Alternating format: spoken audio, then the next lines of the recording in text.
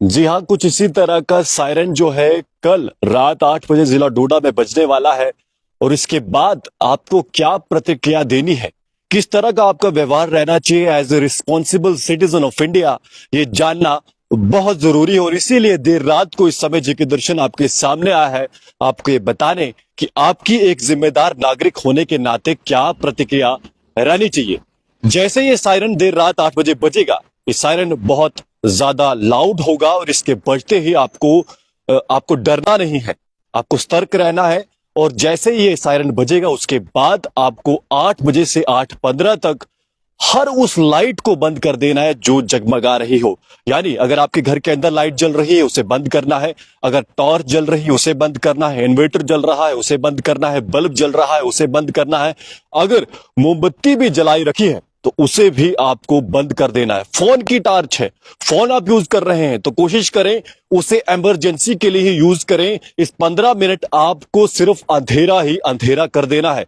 जी हाँ, और ये अंधेरा आपकी रोशनी के लिए बहुत जरूरी है। यानी अगर आप उन 15 मिनट अंधेरा करते हैं तो आने वाला जो भविष्य है वो आपका जगमगाया रह सकता है। इसका मतलब क्या है, आपको समझना होगा कि ये जरूरी क्यों है।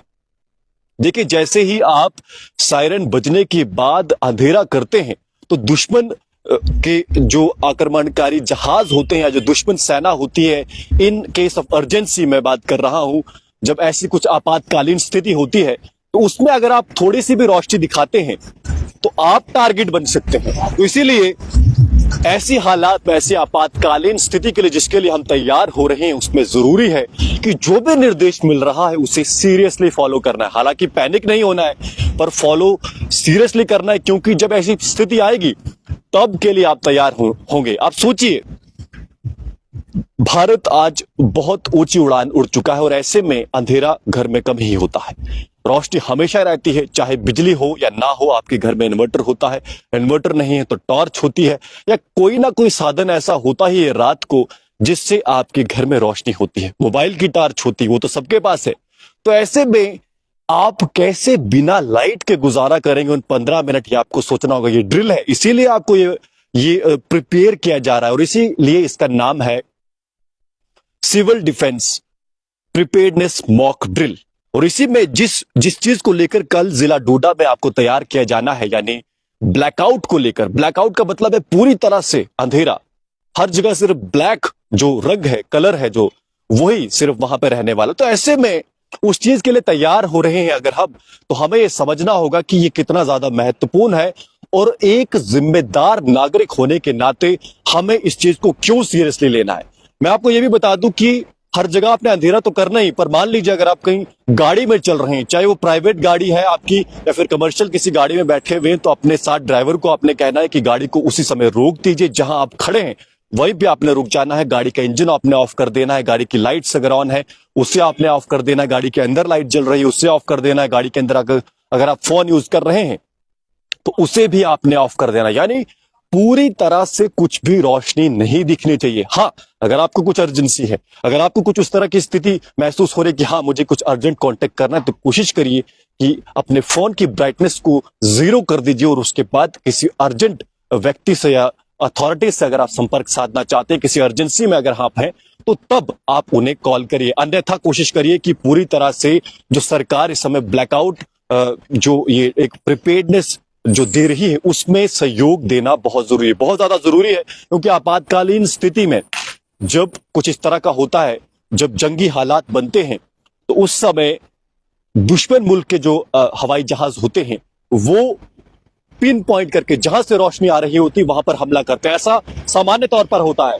फिलहाल क्योंकि भारत सरकार पर हमें भरोसा है कि ऐसा कुछ होने नहीं देगी भारत सरकार, पर फिर भी हर तरह की हालात के लिए एक जिम्मेदार नागरिक को तैयार रहना होता है। और सरकार के साथ, भारतीय सेना के साथ, एडमिनिस्ट्रेशन के साथ कदम से कदम मिलाकर चलना बहुत जरूरी है। और इसीलिए आपको यह जानना भी जरूरी है कि जब इस तरह का एक एयर रेड सायरन बजेगा, एयर रेड सायरन का मतलब क्या आपको समझना होगा कि एक रेड, अगर मैं जो समझ पा रहा हूं कि किसी भी तरह की ऐसी एयर रेड होती है तो उस समय जो सायरन सरकार द्वारा बजाया जाएगा उसको आपने समझना है और उसी समय जैसे ही वो बजता है वैसे आपको कंप्लीट ब्लैकआउट कर देना है। किसी भी तरह की रोशनी को जो भी है उसे बंद कर देना। आपकी बालकनी में अगर बल्ब जल रहा है उसे बंद करना है, अगर आपके किसी किचन में बल्ब जल रहा है, यानी कोई भी कहीं से भी थोड़ा सा भी रोशनी की जो